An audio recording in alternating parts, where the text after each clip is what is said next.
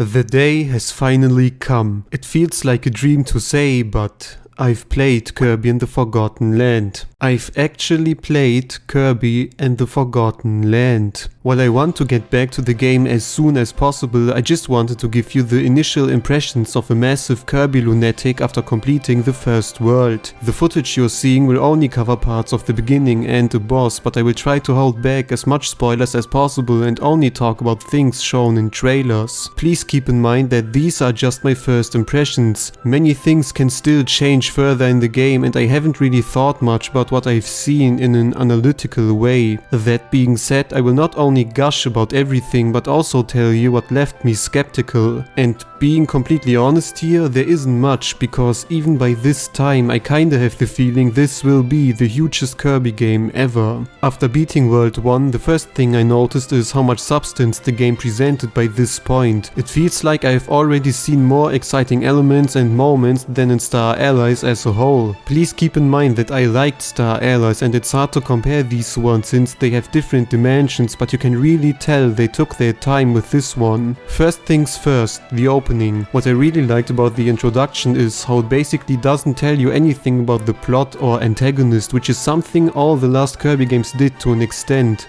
I particularly like the very basic premise of Waddle Dees getting kidnapped. It's a nice change in comparison to all the other intergalactic threats so far, that is to say. I'm sure the story will unravel the more the narrative goes on, but just by not seeing any serious antagonistic figure, I really have the feeling the final is once again going to be utterly insane, filled with quote twists. Especially the partner character Alpha Lin feels so obviously suspicious, there's just no way they're going to pull a Margalaw again. I will not go into detail, but the game very purposefully throws this character in without any background, where he comes from or what's even his goal. My guess would be a tragic sacrifice at the end, since we didn't had such a thing in the franchise to my knowledge, or an unwilling fight because he's controlled. Maybe something completely different, like he brings Kirby to the main villain due to personal reasons and sacrifices himself for redemption, although that would be pretty tragic for a Kirby game. But just the whole tutorial sequence had so much charm and character. It wasn't like your standard Kirby game with the opening setting the tone and there you go, play level 1 of World 1 and continue from there. No, it really feels like the start of an adventure into the unknown and less gamey, if you know what I mean. It's comparable to Mario, where 3D World just has the opening and starts immediately afterwards, and Odyssey, where the game begins with a direct fight and waits until you beat the first rabbit for a title drop. Kirby and the Forgotten Land has a title drop, for crying out loud. It really feels like Kirby is now allowed to buy alcohol. If you want to make your game feel grandiose and ambitious, implement a title drop, it makes all the difference. After that we get the first glimpse of what is supposed to be a hub world. I mean, you select all the levels still from a map, very similar to Star Allies. In fact, exactly like in Star Allies. But I grew up with the N64 and GameCube 3D platform, and if you know one thing about them, then it's probably the amazing hub worlds. It gives the game some sort of a safe place where you can relax, and it makes everything more believable. The more Waddle Dees you rescue, the bigger the village gets, which is just so fun to see. Normally there are no additional goals besides clearing all the level and finding the collectibles, but this time you get a clear benefit from rescuing them. It's kinda like side missions and gives the whole game way more depth than what you come to expect from a Kirby title.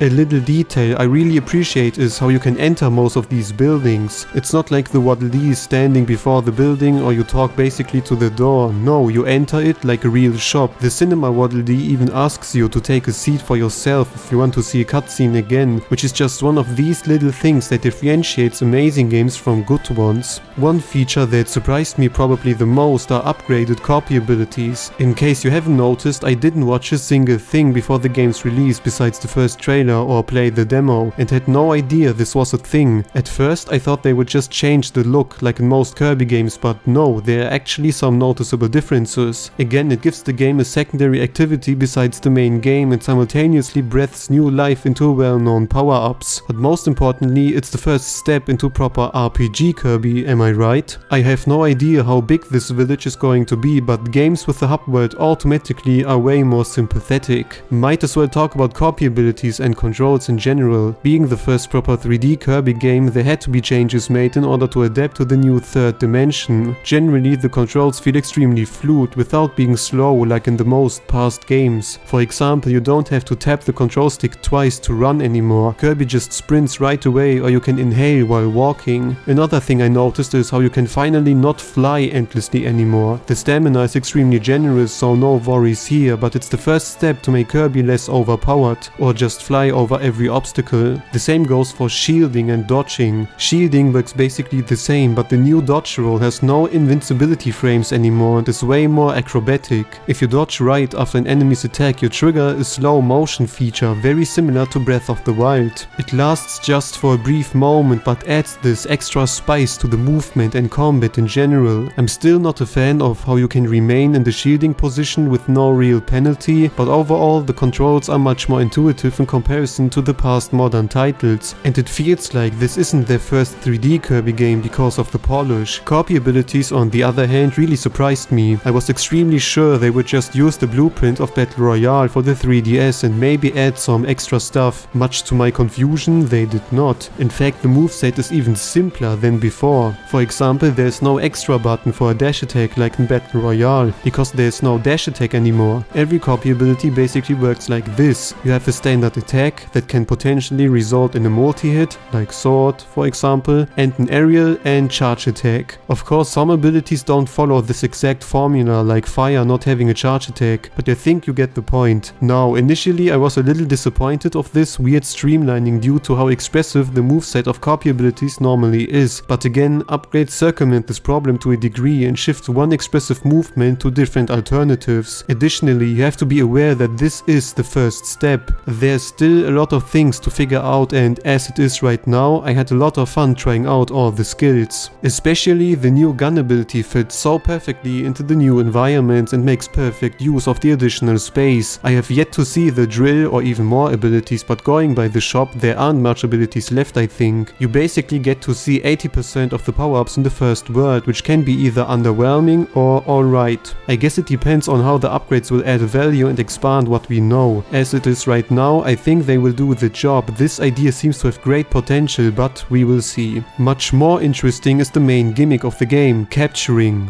The Mouthful mode, where Kirby covers big, lifeless objects. Before I played the game, I already saw pictures and knew this was supposed to be the main gimmick, but had no idea how it would play out or add to the experience, because they are basically different copy abilities, I thought. However, with certainty I can say the Mouthful thing is probably one of the most organic and best gimmicks of the recent games, because they only enrich the gameplay instead of offering an alternative. Imagine you don't like the robot armor suit in Planet Robobot and sigh every time they appear. The Mouthful mode, however, is either really brief, completely optional, or just visually comedic for one situation. You know, like in Mario Odyssey capturing a tree and moving to the side, and in Kirby you can capture a wardrobe to pull it to the ground. And again, I'm so surprised how many of them were already introduced and how fun each of them are. The controls are always super fluid and you can easily spit them out whenever you like. The main difference between the Mouthful objects and copy abilities is the fact that Kirby does not change his appearance when inhaling an enemy. You can do all the moves on top of the copied skills, whereas each Mouthful mode changes the movement completely. The Mario Odyssey inspiration is clearly there, but it fits so perfectly within the level design. And the level design is such a huge step up from Star Allies. Star Allies level design felt very restricted, probably because of the multiplayer, but the Forgotten Land introduces one main idea as a platformer usually do, and explore this idea within the same level perfectly. The courses are not set in magical floating islands in the sky like in 3D World for example, but make always perfect sense in the context of the world. The first world is basically just your typical grasslands, but all the buildings and abandoned constructions add so much to the atmosphere and level design. They also have a good length and a lot to discover too. You can either breeze through them or really take your time exploring all the little details you'll find. Bonus missions for each level, like letting flowers bloom or destroying all the Kirby wanted posters, give you an additional reason to take your time and can sometimes even give you a little extra challenge, like beating the first boss within a time limit. The optional stuff doesn't end here though, as short self-contained bonus level focus on the power-ups and build challenges around them. You can basically think of Kirby's Blowout Blast only with copy abilities, and I think the one thing they really taught me is how happy I am that the whole game is not like that. It would have been so safe to create these very linear focused courses and they are fun for what they try to achieve, but man, we are lucky to get a full immersive adventure.